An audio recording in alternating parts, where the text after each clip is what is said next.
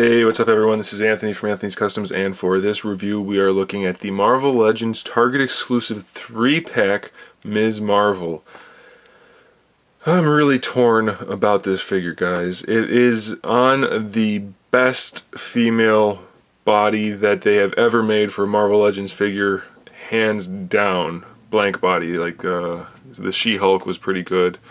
You know, there have been good ones, but this is like the best reusable body that they've ever made by far for females. So I was really excited when they showed this. I was thinking, hey, we're going to get a good Ms. Marvel finally. And they came so close to giving us a good Ms. Marvel. The base body goes a long way toward that. And that's really about as far as it goes. Every single part of this figure other than the sash is just Moonstone. It's the exact same figure as Moonstone, except for the sash. As far as I can tell, I thought the faces were exactly the same, but it looks like the face might be a little bit different now that I look at it up close. It might just be the paint app throwing me off. So if the face is different, that's good. If it's not, it doesn't really matter, I suppose. I wasn't even going to complain about that. It does look like it's a little bit different, actually. So that's a good thing, but it wasn't one of the bad things in the first place. My point about talking about it being reused, because I said it was a good reusable body, my point is that the paint app is absolutely horrible. So essentially they didn't have to do anything to make this figure but paint it. It looks like we got a new face. It looks to me like the hair is the same. Yeah, the hair is exactly the same. So maybe the face is new and they added a sash. Otherwise, all they had to do is paint a mold that they've already made. So there's no cost in tooling, really. And they didn't put the cost toward painting at all. The paints are absolutely horrible. The black parts have skin color on them. The skin color parts are completely translucent and have black all over them. The legs are horrible. I'm hoping it shows up on camera. In real life, it's not even close to the same. This piece here is molded, and this is painted, and this part is painted. The painting on the torso isn't horrible for the skin tone, but the painting on the legs is horrible. It's all splotchy, there's lines in it, it's translucent. It just doesn't look good. They didn't paint inside the seam at all. It should have all been molded in the skin tone and then painted black. Black covers easily and covers everything. So molding it in black and then painting its skin tone just makes no sense at all. And you can see it didn't work out very well. So that is the key flaw with this figure. Everything else is okay. Obviously I like the sculpt and the articulation's fine. I'll go through that quickly in a minute, but it's just the paints are so bad. The skin tones are not good at all. It's really disappointing. And then there's a big white chunk on her butt. I don't know what happened there. It was like stuck like that. So maybe somehow there's a layer of white in there. I don't know. I thought this was molded, but maybe it's not molded in that tan color. I don't know. But it's just the paints really take away from what could have been a great figure. They didn't have to do anything but paint it right. I was so excited, and then they still didn't get it right. It's so disappointing.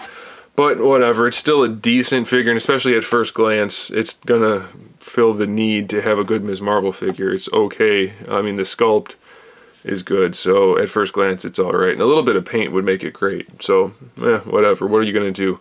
She stands about 6 1/4 inches tall, so that's pretty much in scale with everything that we already have, so that's good. As far as head articulation, it's just a ball peg. There's no hinge, so you're gonna get a swivel, a little bit of forward and back, not much though, and the hair does get in the way quite a bit. I should note the face is painted really well, so that's surprising but good. And then the hair is painted well also. There's nice shading in that. On mine, the lightning bolt is painted well also. I've seen some that are not painted well at all, but mine turned out okay, so I guess that's a plus. Shoulder articulation, standard ball hinge, so we have the full shoulder. Bicep swivel, you know, the shoulder can do everything. Bicep swivel, single jointed elbow, you can get 90 degrees out of it. It has the swivel in here too, and I suppose that's just the way they did, you know, the way they connected the arm, the forearm to the bicep. So it's a redundant piece of articulation, but you know, that's okay. That's just the way it was made. It's not like they have extra cut joints in there like the old Rogue figure had, so that's alright. And then for the wrist, we have a swivel and a hinge. And my cat is doing something he's not supposed to be doing, so I'm going to pause the video and I'll be back to finish reviewing in a second. Okay, so on with the video. Torso articulation, there's none in the waist at all. It's just up here in this diaphragm joint, but it's executed very well. She can lean forward and back. She can lean side to side. She can rotate. Works very, very well.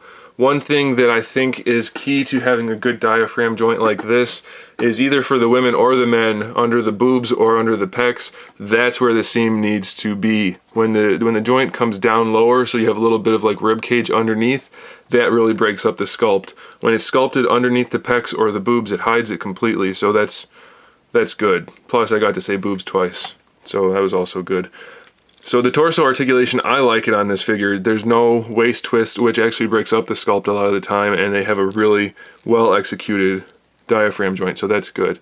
For the hips, we can bring them all the way forward, no problem there. They don't go back at all, that's it. And then side to side, very limited, but probably good enough for most posing unless you're a pervert. So that's okay. For the thigh swivel, no problem there. It would have been nice if they rounded it out just a little bit more to avoid that kind of little overhang, but of course that's not a big deal, so that's fine. Double jointed knees, that's always good. Ankle pivot, still doesn't go forward very far. They need to work on that, but it goes back all the way. And we have the ankle rocker, the new kind of ankle rocker, which isn't new anymore, but it's not the traditional kind. So it is a decent figure for sure.